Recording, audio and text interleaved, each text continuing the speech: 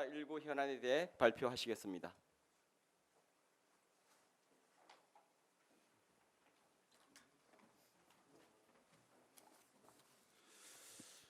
네, 오늘 서울시 온라인 브리핑을 시작하겠습니다. 4월 8일 10시 현재 코로나19 전국의 확진자는 1,384명이고 서울시의 신규 확진자는 어제보다 14명 증가한 581명입니다. 서울 확진자 중에서 해외 입국 관련 12명이고 의정부 성모병원 관련이 1명, 그리고 강남 영업소 관련이 1명입니다. 그리고 코로나19 발생 이후에 서울시에서 처음으로 안타까운 소식을 전하게 됐습니다. 어제 2분이 코로나19로 사망하셨습니다. 한 분은 44세로 폐암 진단을 받고 투병하던 중에 가족으로부터 감염돼서 확진 판정을 받고 치료를 받아오다가 운명하셨습니다. 또 다른 한 분은 91세 경기도 거주자로 지난 3월 7일 기침과 고열로 서울 소재병원에서 확진 판정을 받고 격리 치료를 받던 중에 돌아가셨습니다. 두 분 모두 기저질환이 있던 분이라서 의료진들이 더더욱 치료에 최선을 다했지만 끝내 보내드릴 수밖에 없었습니다. 삼가 두 분의 명복을 빕니다. 또한 가족들께 심심한 위로의 말씀을 드립니다.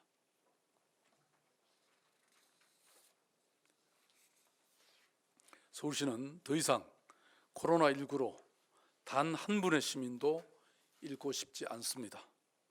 앞으로 더욱 긴장의 끈을 놓지 않고 시민 여러분을 지키겠습니다. 서울시는 검사와 치료, 역학조사와 지역 감염 차단을 위해서 최선의 노력을 다할 것입니다.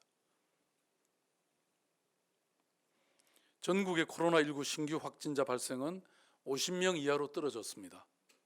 그러나 수도권 상황은 여전히 폭탄을 안고 있습니다. 사전 방역에 최선을 다하고 있지만 언제 어디서 감염 폭발이 일어날지 장담할 수가 없습니다. 현재 서울시를 비롯해서 전국이 강력한 잠시 멈춤을 한 달 넘게 지속하고 있습니다. 그 때문에 신규 확진자의 숫자가 줄어들고 있는 것도 그 효과라고 판단하고 있습니다. 그러나 방심할 수가 없습니다.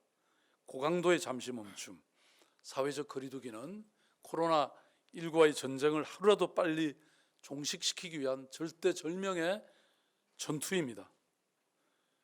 그러나 잠시 멈춤을 지키지 않는 일들이 계속 발생하고 있습니다. 첫째, 해외 입국자들이 수도권에 몰려 있고 자가격리와 전수진단 검사를 하고 있지만 이탈자들이 계속 발생하고 있습니다. 한두 명의 이탈자는 곧 집단 감염으로 이어질 수 있습니다. 해외 입국자 한 분 한 분께 간곡하게 호소드립니다.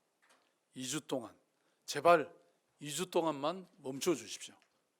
시민들의 강력한 협조로 이겨가고 있는 이 전투에 걸림돌이 되지 말아 주십시오. 둘째, 잠시 멈춤에 대한 피로감은 잘 알지만 여전히 우리는 긴장해야 합니다. 특히 일부 젊은이들 가운데 우리 공동체를 위기에 빠뜨리는 무분별한 행동은 자제해야 마땅합니다. 이번 강남 유흥업소와 관련한 확진자가 발생한 사건이 바로 우리의 그러한 우려를 증폭시키고 있습니다. 그래서 서울시는 결정했습니다. 현재 영업 중인 422개, 422개의 유흥업소, 즉 룸사롱, 클럽, 콜라텍에 대해서 오늘부터 정부가 설정한 사회적 거리두기 기간인 4월 19일까지 집합 금지 명령을 내립니다. 이렇게 되면 위 유흥업소들은 자동적으로 영업을 할 수가 없습니다. 서울시는 그동안 2,146개 이르는 클럽과 콜라텍 그리고 유흥주점에 대해서 현장 점검을 꾸준히 해왔고 강력한 일시 휴업을 권고해 왔습니다. 그 결과 80%의 업소가 이미 휴폐업 중이고 422개 업소만 영업 중이었습니다. 문제는 이 영업 장소에서 밀접 접촉이 이루어질 수밖에 없고 7대 방역 수칙 지키기가 사실상 불가능하다는 점이었습니다. 특히 홍대 인근의 클럽과 강남을 중심으로 하는 룸살롱, 유흥주점, 콜라텍들이 최근 문제가 되었습니다. 그래서 이러한 집합금지 명령을 내리게 된 것입니다. 셋째, 시민들께서도 코로나19 장기화로 피로감이 큰 것을 잘 알고 있습니다.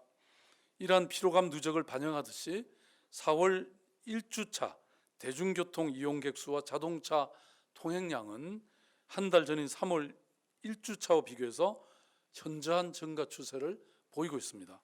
특히 지난 주말의 경우 자동차 통행량이 12%나 증가했습니다.